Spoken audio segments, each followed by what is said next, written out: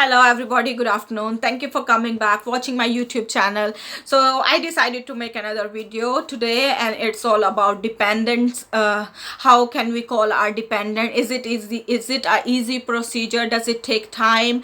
And how long does it take how long does it take to process the visa of your dependent, and how do you apply it? So stay tuned, watch the video till the end. Right. So I think there is no harm bringing your family to the UK when you are here settled.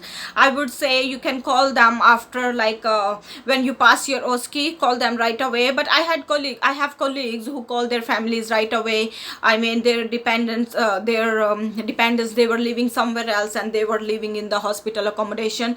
So it's totally up to you, but I would suggest call your family when you pass your OSCE already and you are settled. You can do bank duties, you are ready and ready to, I mean to say is when you are settled in your life. I mean, you just need to do your work, you don't need to study.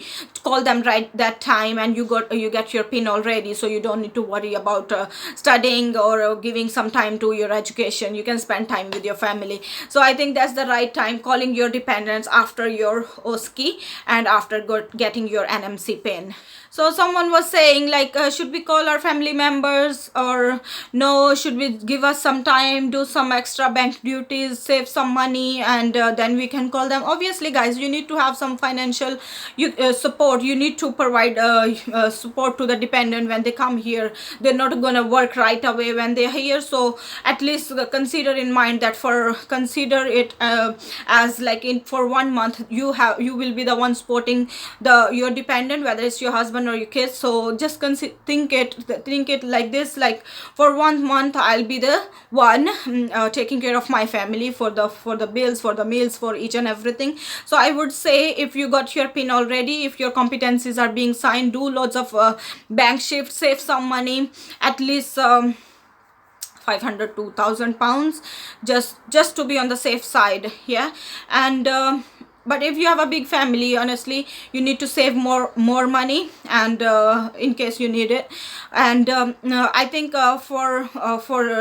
calling your dependent, it's okay when you are already getting if when you already got your pin, you can call them right away and ask them apply for their visa, and then they can join you. So the good thing nowadays is you don't need to pay IHS fees, immigration health surcharge, which was 1,200 when I paid mine. So now it's all free because of the COVID. You don't need to pay dependent IHS fees. So it's good point to do it now than late because maybe next year it's gonna change or something's gonna happen. Right. That is the good point, that you can call your dependent right away. You don't need to pay immigration health surcharge, but you have to pay visa fees. Visa fees is for 26 pounds, 420 or something like that, 426 I think. Yeah, so that's the visa fees that you need to pay, and you need to apply it online for the dependent visa. If you're not sure, if you don't know how to apply for the dependent visa, I can make a video on it next time. And today I'm just giving you an overview. Is it worth calling your dependent when you are new in the UK, or do you need some time, and what is the procedure? So this is all we're going to talk about today. So as I said earlier, you can call them, you can apply for their visa when you're preparing for your OSCE, and then a Viginet sticker. They put the Viginet sticker, and it's usually for 3 months, so it's not gonna expire right away. For the OSCE, you get 1.5 month. Sometimes, okay, if your organization give you 2 months, it's good, but for us it was 1.5 month. So if you want to see your family, you don't want to wait that long, you can apply for their visa when you are preparing for your OSCE. But the good thing, I think the most appropriate thing for you to do is to do it after getting your after passing your OSCE or after getting your pin. And obviously again, you need to save some money as well. As I said earlier, the processing, it doesn't take long. It takes like 1 to 2 weeks. I got it in 7 days, 7 or 8 days. So you don't need loads of things. It's just like a lot of people say that you need to provide proof of accommodation and electricity bills and council tax bills and things like that. But honestly, you don't need anything. For your dependent, you can write a letter. You can tell them that he's my dependent, this is my dependent. I'm a nurse in the NHS. I work for the NHS and I'm living in the hospital accommodation, but I'm looking for accommodation, and then I will accommodate them into the new accommodation that I'm looking for. I'm still searching for the accommodation. I don't have one, but provide them the address where you currently living. They just need to see like you're living somewhere.